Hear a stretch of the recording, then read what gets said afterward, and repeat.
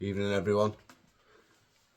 Another fight week in the UFC. Big one this week. UFC 313 from Las Vegas, the T-Mobile Arena.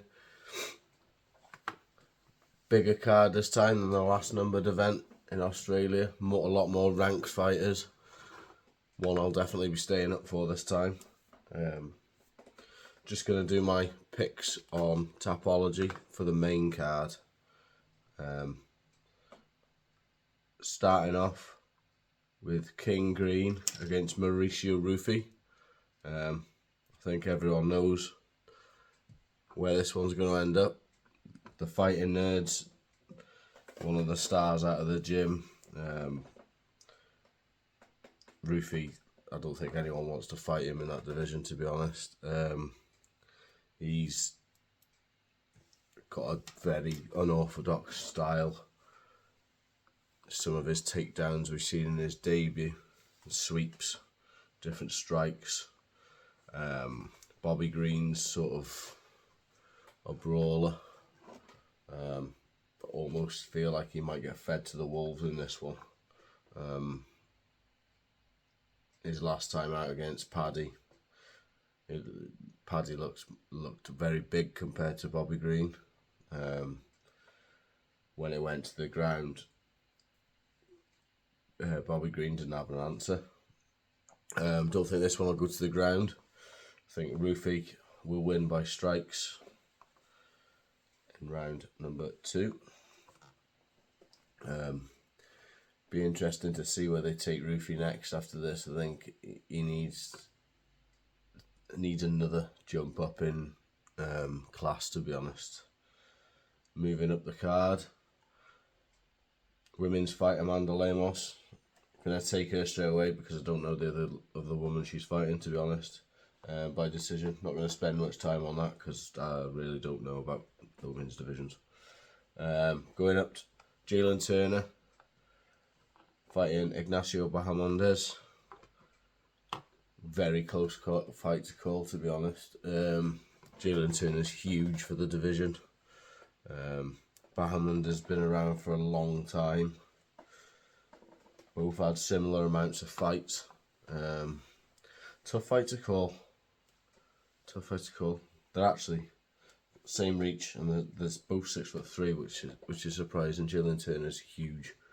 I'm going to take Jalen Turner by a knockout in round number 3. And then we get to co-main event. So co-main event, obviously, everyone was excited to see Dan Hooker and Justin Gaethje fight to the death. But Dan Hooker's broke his hand. Rafael Fiziev stepped in. Repeat of this fight, which has happened before. I think Fiziev's a favourite, even though he lost the first fight. I don't know how much of a camp he's had. I know he's over in Thailand at Tiger. I think this is going to be a war. I think it's going to be a 5-round war by decision for Justin Gaethje. He needs a big performance after his last fight, after the knockout. I think if we see him lose, it might be the last time we see Justin Gaethje. I've spoken in one of my other videos about the changing of the guard. He's one of the lightweights that are coming to that age of like Dustin Poirier, maybe not so much Michael Charles Oliveira, sort of getting to an age now where they've been around the block a few times. And yeah, there's lots of young, up-and-coming, hungry fighters there waiting, especially in that division. Certain Ilia Topuria, who's about to make the move up, is going to come through that division soon. Onto the main event. Wow, stylistically, kickboxer against wrestler. Ankalaev likes to strike, to be fair. Does like to strike. I was talking to Ollie about this fight the other day in the gym, and Ankalaev likes to strike, get in near the fence, and take down on the fence. Can Pereira, keep him off the fence, keep himself off the fence. He's going to have to take the centre of the cage quickly at the start of the fights and keep it standing. Sort of conflicted on this one, really. Heart saying Pereira, head saying Ankalaev, because he's just, if he takes it to the ground, I think he'll just smother Pereira. But I've thought Pereira's going to lose in the past. I know what it's like to be in a room with him.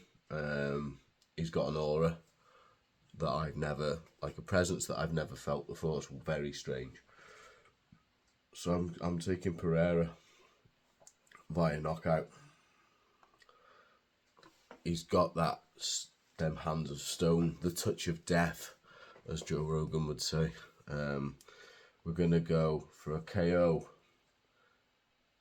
I think Ankalaev will make it out of the first couple of rounds. So we're gonna go in the middle of the fight, round 3. I think Pereira wins this fight. It'd be very interesting to see what they do with Tom Aspinall, because I don't know if this fight with John Jones is going to pay off. And if Pereira wins this, who is the left in the light heavyweight division that he's not beat? I know Jan Blachowicz is fighting Carlos Ulberg in London. Do we really want to see that fight against Pereira? Not really. Doesn't really do numbers.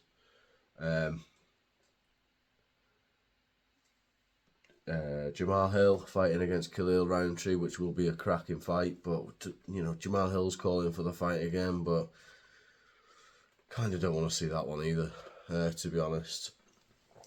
So yeah, going for Pereira, KO, round 3, move up to heavyweight, super fight, Tom Aspinall. Back end of the year, maybe. Let's see.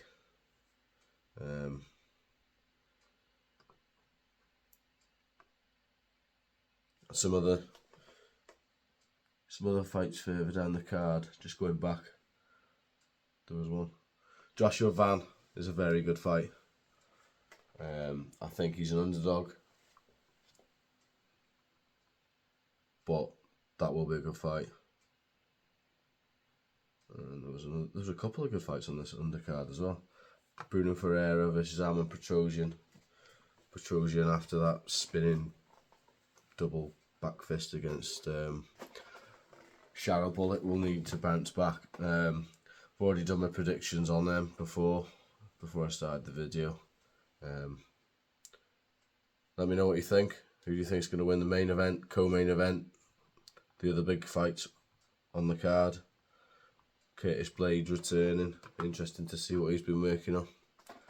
Yep, let me know. Drop your comments below. Cheers.